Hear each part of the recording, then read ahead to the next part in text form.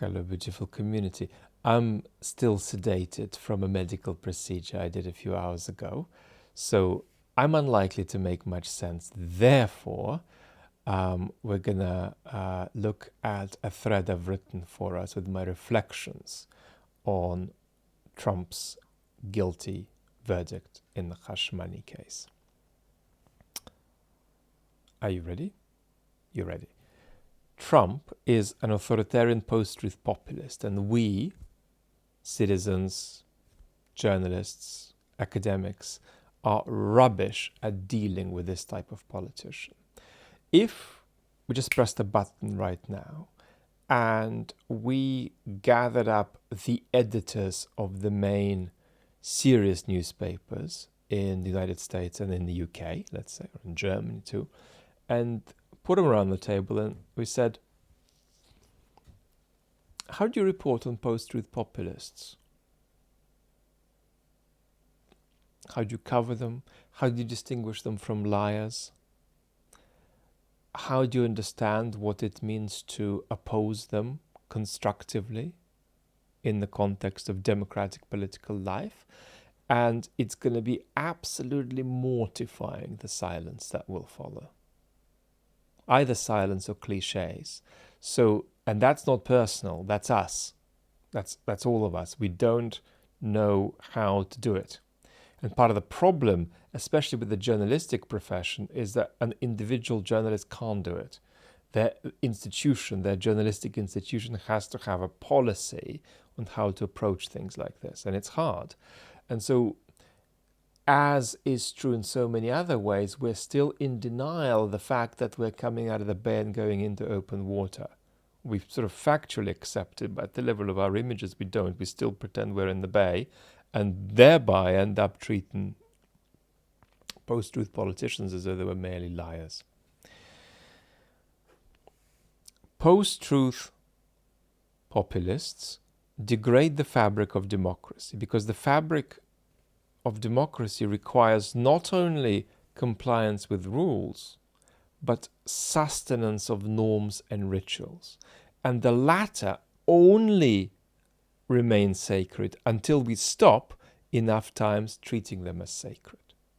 So if you take something like January 6th, let me just regather the capacity for language. If you take something like January 6th in the States, while I absolutely encourage democratic empathy toward the people who supported it, the reality is that it does irreparable damage to transgress the sacredness of a democratic space. When you do that, the damage is irreversible. And, it is 1,000 cuts that it's going to take for big institutions to die. It's not going to be 6 cuts.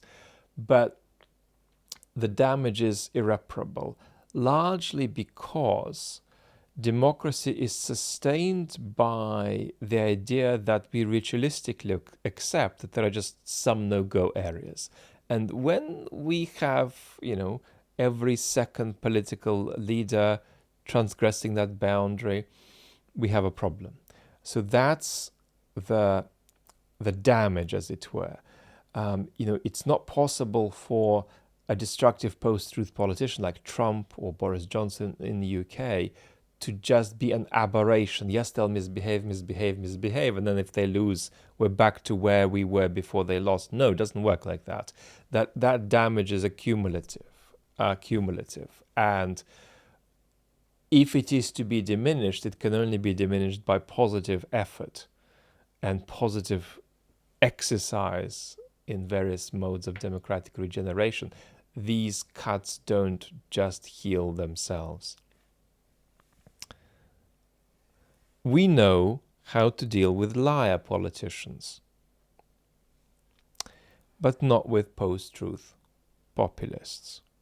Liars obscure particular truths, but post-truth populists enter a co-conspiracy with citizens in which both parties agree that politicians can obscure the difference between truth and lies itself. That was a mouthful. I think it made sense. We should understand why post-truth populists have come about. This means understanding our crisis of trust, the 4+4 conversation we have, and what we've done wrong to make millions of citizens find their political institutions opaque or evil. And that goes back to January 6th, right? We've just declared that it's a transgression of something sacred, but we've also got to understand that, there are millions of citizens who are,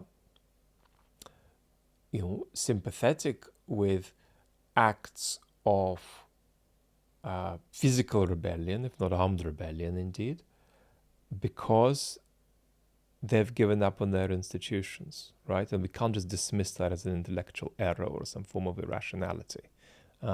We've got to take that really democratically seriously. So, back to what I'm saying here. We've got to understand what the hell happened, why this happened, and what we did wrong to bring it about. But understanding this, understanding post-truth populists, comes second when it comes to political action. Opposing them comes first. So with Trump, it's not, let's work out exactly what we did wrong in the 90s or in the 80s to bring this about. This is a guy out to break the democratic game. He needs to be opposed, number one. Number two, what did we do to bring this about? Right? What did we do wrong?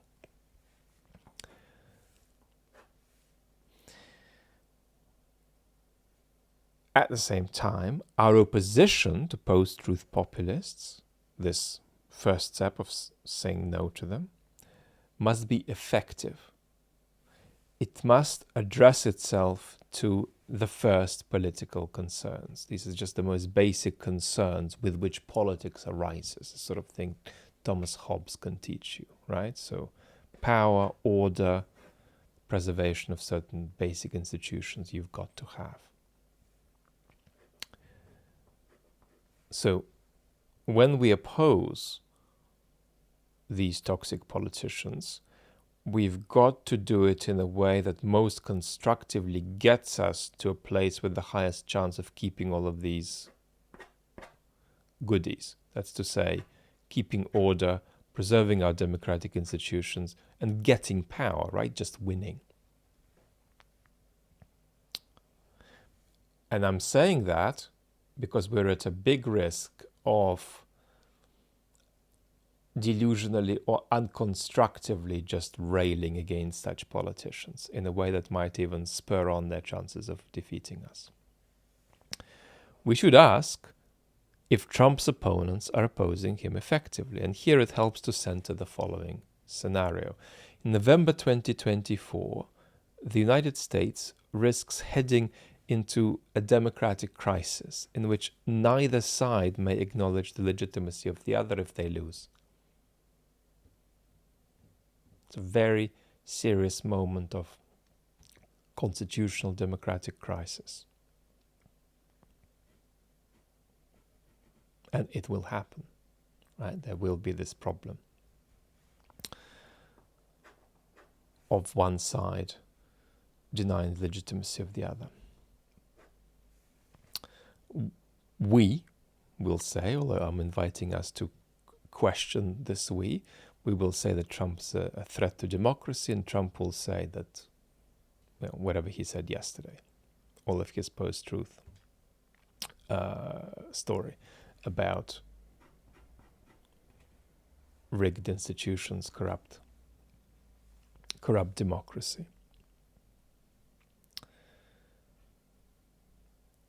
There is in fact a tension here between it being true that a politician is out to break the democratic system and it being politically effective to utter that truth as the main campaign message against them.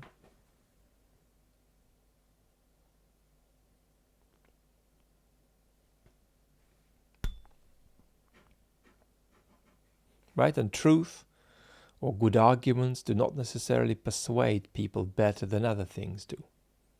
Various kinds of compelling images, various kinds of compelling emotional appeals to the passions.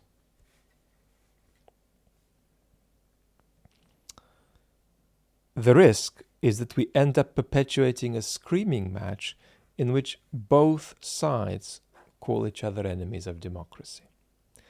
A better strategy is to relegate the "my opponent is an enemy of democracy" argument to third or fourth place and put something depolarizing above it. One thing to put above it is a deep commitment to renewing democracy in a way that helps citizens who see each other as enemies share in the values of solidarity and the public good. So that means you guys hate me, but I get it because our democracy is broken. This has stopped working in the way we need it to work. Let's start fixing it. What do we need to do to make it work better? And this is something that in substance and in tone is a completely different conversation to the enemies within. Right? If you listen to Tim Snyder's commentary, for instance, you'll get the impression that the correct thing to do is to see the Trump phenomena as just an enemy within. Right? And I'm saying that's politically ineffective and counterproductive, and indeed fuels the problem. The analysis of Trump as an anti-democratic, toxic populist is correct, but the elevation of that truthful observation about him into sort of your master of political strategy is an error.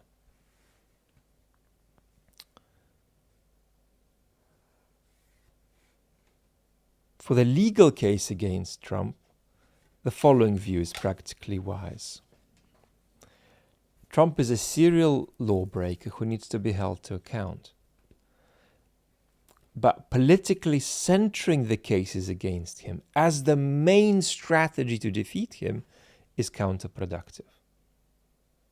Despite delusory cheers post-verdict, the bookies still have Trump as favorite in November, and I think that's so because they're right. Lots of love.